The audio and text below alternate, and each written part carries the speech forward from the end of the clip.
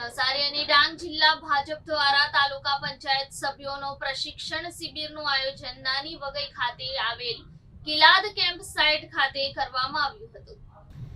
લોકસભાની ચૂંટણીના પડઘમ વાગી રહ્યા છે ત્યારે તમામ રાજકીય પાર્ટીઓ જેની તૈયારીમાં લાગી છે, જેમાં હંમેશા ચૂંટણી મોડમાં રહેતા ભાજપ પણ તૈયારીમાં જોતરાઈ છે। જેમાં નવસારી અને ડાંગ જિલ્લા ભાજપ દ્વારા તાલુકા પંચાયત સભ્યોનો પ્રશિક્ષણ શિબિરનું આયોજન નાની વગઈ ખાતે આવેલ કિલાદ કેમ્પ સાઇટ ખાતે નવસારી લોકસભાના બેઠકના ઇન્ચાર્જની અધ્યક્ષતામાં રાખવામાં આવી હતી।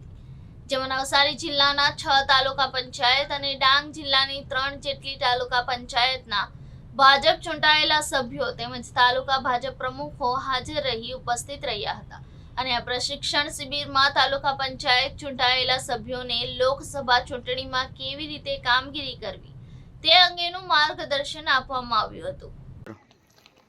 આજ રોજ નવસારી અને ડાંગ જિલ્લાનો પ્રશિક્ષણ વર્ગ તાલુકા પંચાયતના ચૂંટાયેલા સભ્યોનો વઘઈ કેમ્પ સાઇટ ખાતે રાખવામાં આવ્યો છે।